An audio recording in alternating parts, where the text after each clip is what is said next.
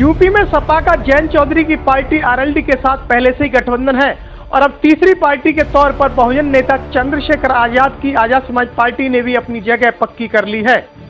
अखिलेश यादव, जयंत चौधरी और चंद्रशेखर की तिकड़ी यूपी में आगामी लोकसभा चुनाव तक अगर बनी रहती है तो पश्चिमी यूपी के बेल्ट में बीजेपी के लिए राजनीतिक तौर पर कड़ी चुनौती खड़ी हो सकती है।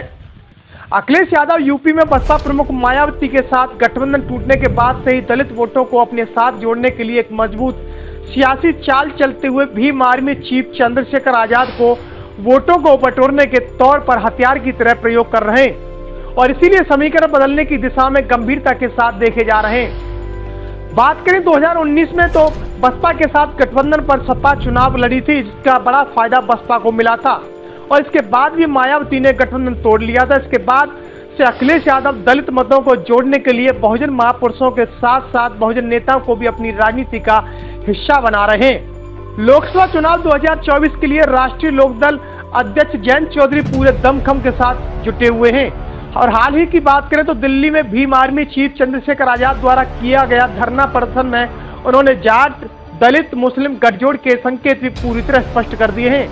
अब देखने वाली बात यह है कि पश्चिम यूपी की सीटों पर जयंत और चंद्रशेखर की जोड़ी बीजेपी के लिए कितनी मुश्किल खड़ी करेगी। दोनों की जोड़ी इस चुनाव में क्या गुल खिलाएगी।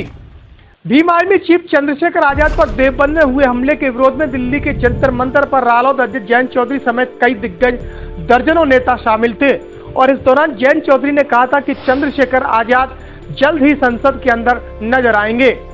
उनके इस बयान से सत्ताधारी पार्टी बीजेपी की नजर फिर से पश्चिमी यूपी पर टिक गई है, क्योंकि यहां जयंत का जाट वोट पर खासा प्रभाव माना जाता है। वहीं दलितों में भी चंद्रशेखर आजाद की अच्छी पकड़ बनी हुई है।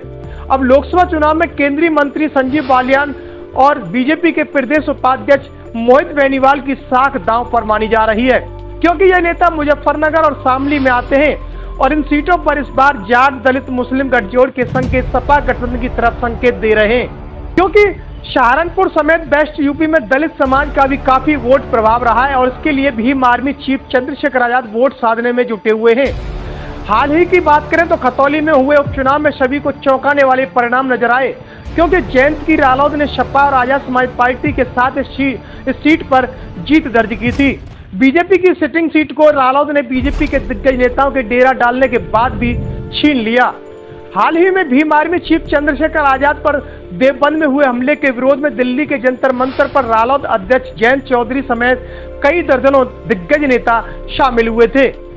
इसलिए जयंत और चंद्रशेखर आजाद की जोड़ी पश्चिमी यूपी में पूरी तरह से दमखम के साथ जुटी हुई है और यह भाजपा के लिए एक कड़ी चुनौती के तौर पर देखा जा रहा है। इस खबर को देखने के बाद क्या है आपकी राय, नीचे दिए गए कमेंट बॉक्स में दीजिए अपनी राय। ऐसी तमाम बड़ी खबरों को देखने के लिए जुड़े रहिए हमारे साथ। खबर अच्छी लगे तो लाइक कीजिए और शेयर कीजिए और हाँ, चैनल को सब्सक्राइब कर घंटे वाली बटन को दबाना ना भूलिए। फिर आते हैं आपके बीच कुछ खास खबरों के साथ। तब तक के लिए नमस्कार, जय भीम।